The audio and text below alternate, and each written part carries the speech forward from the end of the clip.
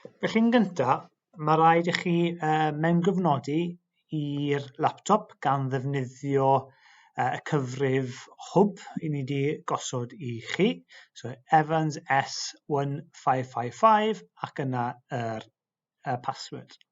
Ar ôl i chi mewngyfnodi, bydd Microsoft Teams yn uwch lwytho yn automatic a byddai'n gofyn i chi i lawrlwytho yr Authenticator app.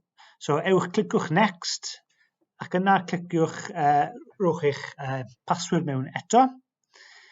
Ac yna bydd y ffenest yn gofyn os ydych chi wedi lawrlwytho yr Microsoft Authenticator app. Clicio Next. Yna clicio Next. A wedyn pan mae'r neges ma'n dod lan, mae'n rhaid i chi agor Authenticator app ar eich ffôn. Clicio ar y plus sydd ar y top right hand side. Cliciwch Work or School Account ac yna angen i chi sganio y QR code.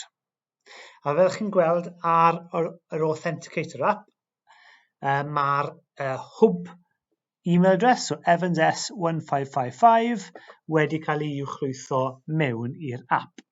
Yna, ewch nôl i'r laptop, cliciwch Next, a wedyn mae fe'n gofyn i chi wedyn i osod rif mewn i'r Authenticator app. So 43 oedd y rif. So ychwanegu hwnna mewn, clico Yes, a mae hwnna yn approved nawr.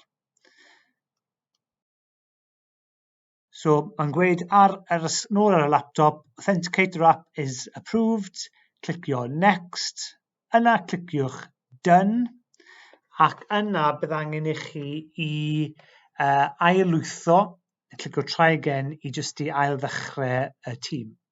Na fel chi'n gweld, ar ôl i chi wneud hwnna, mae rhaid i chi, mae da chi mynediad i'r Microsoft Team ymlaen gyda'r dysgu. So Teams ar yr ochr chwith. A mae yna channel ar y gwaelod tiwtoriaid ymlaen gyda'r dysgu. A dyma lle mae'r ffeiliau. So os cliciwch chi ar Files lan ar y top, dyma yr adnoddau chi wedi bod yn defnyddio. A posts wedyn os mae unrhyw negeseuon neu os chi eisiau rannu unrhyw wybodaeth gyda'r disgyblion.